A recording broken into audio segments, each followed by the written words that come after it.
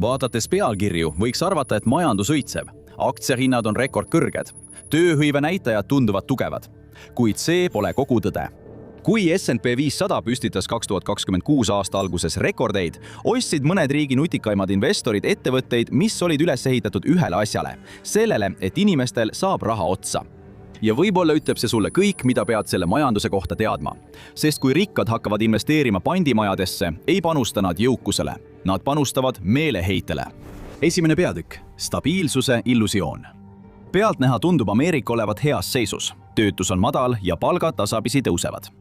Keskklass on stabiilne, aga see ei vasta päris tõele. 2026. aasta alguse seisuga hindas USA Föderaalreserv Ameerika Ühendriikide krediitkaardivõlgade mahuks umbes 1,28 triljonit dollarit ning see number kasvab igal aastal keskmiselt mitme protsendi võrra. See toimub samal ajal, kui tööandjad teatavad stabiilsetest palgafondidest. Tarbijate meeleolu langeb igapäevaste kulude surve all. Toidukaupade, kütuse ja kommunaalteenuste hinnad on ületanud palgakasvu keskmise sissetulekuga inimeste seas. See ei kajastu tööhõive aruandes, kuid see paistab silma pandimajades. Suurimad ettevõtted teatasid rekordilistest teenustasudest. 2025 aasta teisel poolel see trend jätkus ka 2026 aasta alguses. Isegi külastajate arv äärelinna kaubanduskeskustes kasvab taas. Kuid kõige paljastavam osa on see, mida inimesed tegelikult nendes poodides teevad. 80–90% panditud esemetest ostetakse lõpuks tagasi. See viitab sellele, et enamikul klientidest on püsivad töökohad ja nad kasutavad laenu palgapäevade vahelise aja ületamiseks. Sa võid avada Wall Street Journali ja näha pealkirju, mis kuulutavad tugevat majandust ja stabiilset tööturgu. Samal ajal, samal nädalal on majapidamiste rahaline olukord kokku varisemas. Palgad küll laekuvad, aga raha kaob kiiremini, kui seda juurde tuleb. Kui palgad laekuvad, siis miks peavad pered oma vara pandimajja viima, et kuu lõpuni välja tulla? Teine peatükk – nähtamatu võitja. First Cash Holdings haldab üle 3300 pandimaja üle kogu Ameerika Ühendriikide, Ladina-Ameerika ja Ühendkuningriigi. 12 kuu jooksul, mis lõppes 2026 aasta aprillis, aktsia väärtus peaaegu kahekordistus. See tõusis madalalt 120 kuni kõrgeima 227-ni. S&P 500 tootis samal perioodil vaid murdosa sellest. See on selline tõus, mida ootaksid pigem tipptasemel tehisintellekti laborilt või biotehnoloogia ettevõttelt, mitte poeketilt, mille keskmine tehing on laen kella vastu. First Cash teatas 2026 aasta esimese kvartali tuluks veidi üle 1 miljardi dollari, mis on aastaga 26% kasv. Pandilaenud bilansis jõudsid rekordilise 851 miljoni dollarini ja koguvara ületas 5,4 miljardit. See on märk õitsevast ärist. Ettevõte tõstis pärast aprilli lõpu uuendust isegi oma 2026 aasta kogu aasta prognoosi. Selle uudise peale aktsia hind tõusis järsult. First Cash Holdingsi kiireimini kasvavaks kaubaks ei ole panditud kaupade edasimüük. Selleks on hoopis laenud ise. Oluline pole mitte see, mida müüakse, vaid kui kiiresti kasvab võlg, mis on tagatud majapidamise varaga. Just seda turg premeeribki. Võrdle seda tehnoloogiaettevõttega. Kasv tuleb tavaliselt uutest lepingutest või laienemisest uutesse riikidesse.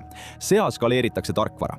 Siin skaleeritakse meeleheidet. $150 trellikomplekt panditakse, et katta autoremont. Kui seda teha tuhandete kaupa äärelinna poodides, saadakse kasumimarginaal, mida tarkvaraettevõte kadestaks.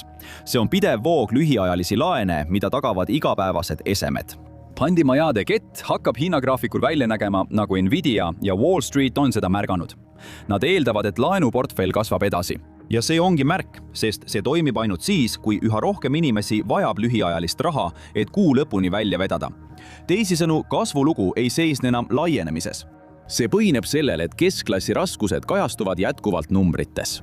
Kolmas peatükk – Rolex äärelinnas. Enamiku inimeste ettekujutus pandimaja kliendist on aastakümneid ajast maha jäänud. See hõlmab endas kesklinna poodi, neoonreklaami, tolmuste kitarride rida ja kliente, kellest pangasüsteem loobus juba aastaid tagasi. Tegelikult see nii ei ole. Pandilaenude summad muutuvad ja koos nendega muutub ka klientuur. Töötavad pered käivad üha sagedamini. Naised panevad pandiks päranduseks saadud ehteid. Väikeettevõtjad saabuvad Omega ja Rolexi kelladega, samal ajal kui oskustöölised toovad oma tööriistu. Mõned neist on väärt $1000 ja mõned ulatuvad ühe külastusega $3000. Tänapäeva klientidel on palgatõendid. Neil on pensionifondid, kuid nad astuvad ikkagi uksest sisse, sest kuu lõpus ei klapi numbrid kokku. Keskmise sissetulekuga leibkonnad, kes teenivad aastas 60 000 kuni 100 000 dollarit, moodustavad nüüd märkimisväärse osa uute klientide kasvust. Paljud kasutavad laenu kodulaenu makse katmiseks. Mõned väikeettevõtjad kasutavad seda selleks, et reedel palgad välja maksta, kui arve on hilinenud. Easy Corp on teine suur avalikult kaubeldav pandimajade operaator ja selle 2026 majandusaasta teise kvartali numbrid on peaaegu uskumatud. Kogutulud kasvasid 46% võrra, ulatudes peaaegu 447 miljoni dollarini. Pandilaenud ulatusid 349 miljoni dollarini. Keskmine laenusumma tõusis 2022 aasta $160, 2026 aastaks $240, mis tähendab 4 aastaga 50% kasvu. Isegi äris olevate ehete vanametalli müük kasvas 64% võrra, millele aitasid kaasa tõusvad kulla hinnad. Kulla hinnad on mitme aasta kõrgeimal tasemel, mis tähendab, et pandimajad saavad vähemate esemete vastu rohkem raha välja laenata. Abielusõrmus, mis oleks 2023 aastal toonud $180, võib 2026 aasta alguses tuua $320. See toob uksest sisse väärtuslikuma tagatise ning kõrgema sissetulekuga laenuvõtjad on hakanud ilmuma. Lasteõde Phoenixist astub teisipäeval sisse oma vanaema tennise käevõruga. Ta ei ole kriisis dramaatilises mõttes. Tal on endiselt kindel töökoht ja paberil normaalne elu. Kuid tema konditsioneer lakkas just töötamast. Tema krediitkaart on limiidi peal ja pangalaen ei jõua õigeks ajaks kohale. Tal on reedeks vaja $400. Teisel pool linna astub kütte, ventilatsiooni ja kliimaseadmete töövõtja sisse padrunvõtmete komplektiga. See on väärt $1000. Tal on vaja $900, et katta palgamaksete puudujääk. Tema äril pole midagi viga, ajastus on lihtsalt halb. Mõlemad jõuavad lõpuks samasse kohta. Kui inimesed, kellel on töö ja vara, kasutavad üha enam pandimaju lühiajaliste puudujääkide katteks, pole küsimus tegelikult tööhõives. Küsimus on ajastuses. Sellepärast see kogu tööstusharu kasvabki. 4. peatükk, pangakõrb. Jaluta peaaegu ükskõik millise Ameerika äärelinna peatänaval, mis on ehitatud aastatel 1970–2000 ja sa näed pankade fassaade. Nende asemel on küünesalongid, pop-up poed või üürile anda sildid. Seal, kus kunagi oli piirkondlik pank koos autoteeninduse ja laupäevase teenindajaga, on nüüd aiaga piiratud krunt, mis ootab ümberarendamist. Aastatel 2017–2025 kahanes üleriigiline pangavõrk peaaegu 15%, langedes umbes 86 000 filiaalilt umbes 73 000 nii. Ainuüksi 2024 kalendriaasta jooksul suleti üle 900 pangafiliaali. 16 suurimat panka moodustasid neist sulgemistest 800. 2025 aasta andmed näitavad, et veel mitusada filiaali on kadunud. Olulisem kui arv on geograafia. Philadelphia Föderaalreservi Pank on leidnud, et aastatel 2019–2023 kaotas USA ligikaudu 5400 pangafiliaali, kusjuures kõige rohkem suleti filiaale kesk- ja kõrgema sissetulekuga äärelinnades. Kuid proportsionaalselt oli kahju mujal laastavam. Madala sissetulekuga ja valdavalt mustanahaliste piirkondades kadusid pangafiliaalid märksa kiiremas tempos, kiirendades kiiresti inenenes pangakõrbeteks muutumist. Võtame näiteks sellise koha nagu Lithonia, Georgia, keskmise sissetulekuga äärelinn Atlanta kagus. Aastatel 2020–2025 kadusid Coobi maakonnas pangafiliaalid järk-järgult. Kui Wells Fargo filiaalid suleti, siis suleti ka Bank of America ja Truist Financiali filiaalid. Traditsiooniline panganduse kohalolek kahanes, kuid pandimajade sildid Highway 124 ääres pole kustunud. See hoopis mitmekordistus. Sama muster kordub äärelinnades üle kogu riigi. Pangakõrbed, piirkonnad, kus mõistliku kauguse sees pole ühtegi pangakontorit, kasvasid aastatel 2019–2023 ja kohtades, mida see tabas, ei kadunud ligipääs lihtsalt ära. See muutus kaugemaks. Nendes mõjutatud linnaosades kasvas mediaankaugus lähima pangakontorini umbes 1,5 kuni 2 miili võrra, võrreldes vaid mõne aasta taguse ajaga. See tähendab, et lähim võimalus kiireks pangatoiminguks koha peal liikus järjest kaugemale. Ja üha rohkemate leibkondade jaoks täidetakse see tühimik hoopis kusagil mujal. Need samad äärelinna piirkonnad, kus kadusid viimased kohapealsed pangakontorid, on ka need piirkonnad, kus pandilaenud laienesid kõige kiiremini. Üks laenamise viis tõmmati nendest sihtnumbri piirkondadest välja peaaegu samal ajal, kui teine viis asemele toodi. 5. peatükk, BNPL värav. Enamik keskklassi leibkondi teeb enne pandimaja leti jõudmist veel ühe peatuse. See ei näe üldse välja nagu laenuandja, see näeb välja nagu kassanupp. Osta kohe, maksa hiljem esitleti kui finantsilist kaasatust. 4 lihtsat osamakset ja intress puudub, kui maksad õigel ajal. See on lihtne viis $300 suuruseid oste 2 palgapäeva peale jagada. Suured 3 tegijat on Affirm, Klarna ja Afterpay. Ainult Affirm töötles 2025 aastal üle $34 miljardi. Klarna teenindab nüüd kogu maailmas umbes 150 miljonit aktiivset kasutajat. Samal ajal on ka PayPal, Apple ja isegi Amazon tulnud välja omaenda maksa hiljem lahendustega. See valdkond muutus umbes 5 aastaga niši funktsioonist vaikimisi valikuks. Richmondi Föderaalreserv on jälginud selle kategooria kasvu, kus tehingute maht kasvab igal aastal kõrgete 2-kohaliste protsentidega. Üha rohkem oste tehakse järelmaksuplaanide kaudu, mis enamasti jätavad traditsioonilised krediidibürood vahele. Need rakendused ei tee tavaliselt põhjalikke krediidikontrolle, kui nad annavad suurematele büroodele aru ja teevad pehmeid krediidipäringuid. Aga see tähendab ikkagi, et ostja võib võtta 4 järelmaksuplaani korraga, näiteks Affirmi, Klarna, Afterpay ja poekaardi kaudu. Tarbijate finantskaitsebüroo on sellele mustrile tähelepanu juhtinud. BNPL-i kasutajatel kipuvad krediitkaartidel ja isiklikes laenudes olema suuremad jäägid kui neil, kes seda ei kasuta. Viivistasud kuhjuvad, korduvkasutus suureneb ja lõpuks jõuab leibkond tupikusse.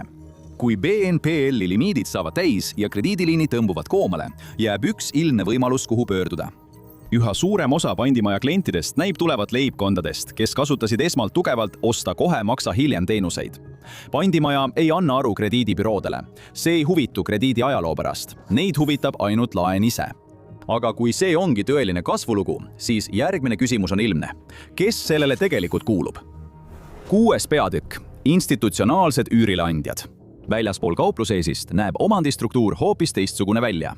First Cash Holdings kuulub umbes 80% ulatuses institutsionaalsetele omanikele. 2026 aasta veebruari seisuga kuulus Vanguard Groupile umbes 9% ettevõttest, väärtusega ligikaudu $650 miljonit.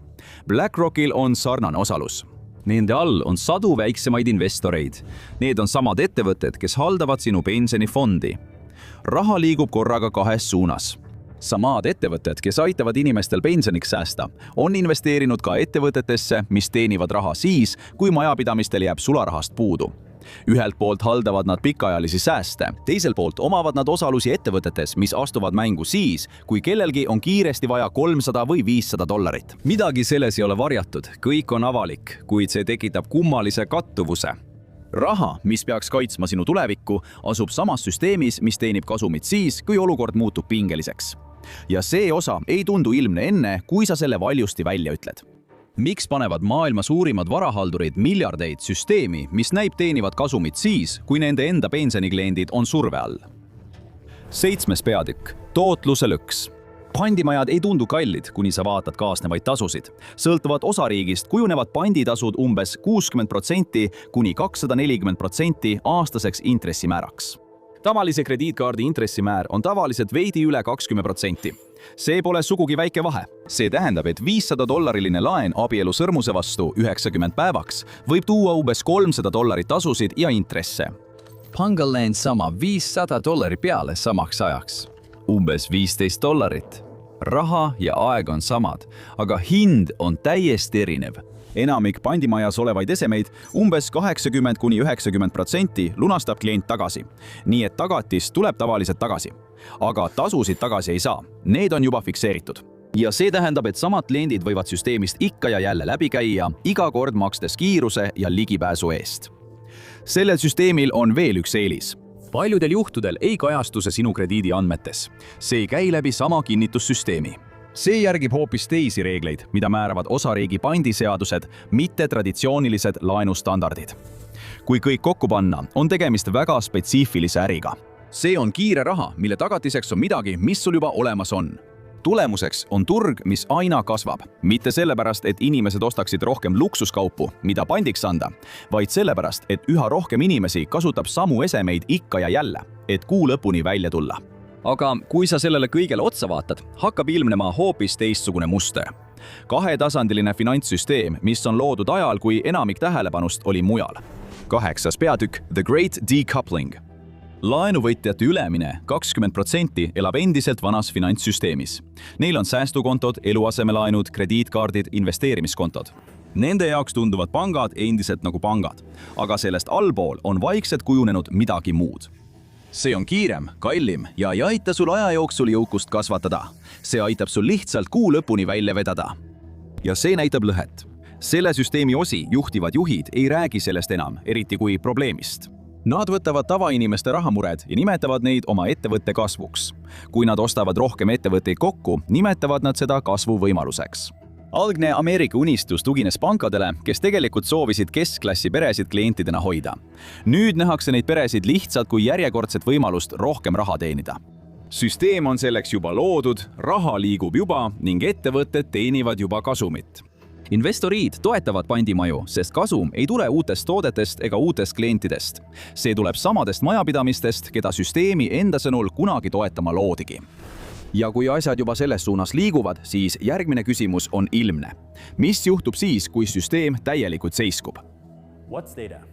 Saate teada, kui vaatate, mis juhtub, kui USA majandus kokku kukub. Või vaadake hoopis seda.